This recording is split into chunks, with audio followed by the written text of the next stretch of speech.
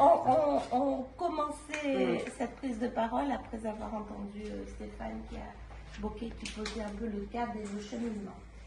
Donc, moi, vous dire qu'avec Sonia, sur la politique culturelle qu'on développe, il y a plusieurs aspects, mais il y a un aspect qui nous tient à cœur, c'est vraiment la citoyenneté et la culture.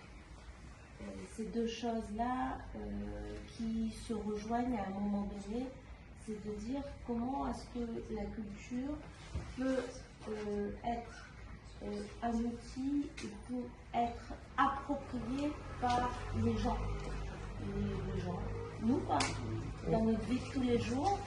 Est-ce que la culture, c'est obligé que ce soit des gens qui ont fait des études XXX, ou des sachants, ou des écrivains, ou des artistes, des professionnels? Est-ce que c'est obligé que ce soit que eux qui puissent nous parler de la culture, qui puissent véhiculer de la culture? Ou est-ce qu'on peut faire que la culture soit pour tout le monde et que la culture puisse être un outil vraiment de cohésion sociale, qu'elle soit là où on ne l'attend pas forcément. On l'attend dans les livres, on l'attend dans les musées, on l'attend dans les colloques, on l'attend à l'université, on l'attend à l'école, on l'attend partout, mais dans ces lieux-là. Mais quand on n'est pas dans ces lieux-là, est-ce que ça veut dire qu'on ne peut pas avoir la culture? C'est une vraie question. Et nous, on est convaincus depuis le début que la culture, ça fait du bien social. La culture, c'est pour tout le monde. Et la culture doit être ouverte et un accès pour tout le monde. Sauf qu'une fois qu'on a dit ça, c'est vrai, comment on fait? Comment on fait? Une fois qu'on a dit ça, comment on fait? Et c'était une vraie question. Comment on réalise cette conviction-là?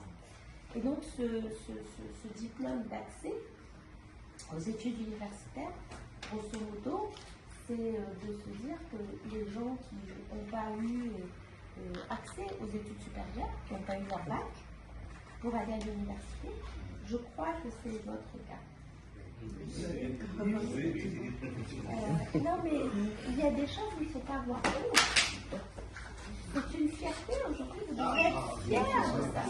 C'est-à-dire que vous êtes à l'antipode de ce que les gens peuvent imaginer de ce que peut être un véhicule de culture. C'est-à-dire vous allez transmettre de la culture sans avoir votre bac. Vous n'êtes pas professeur S, docteur histoire de l'art. Ah, peut-être, hein? Ah, pour l'instant, parce que ça va dire votre parcours du coup de l'année. Mais aujourd'hui, avec ce diplôme, vous pouvez continuer et faire des études universitaires.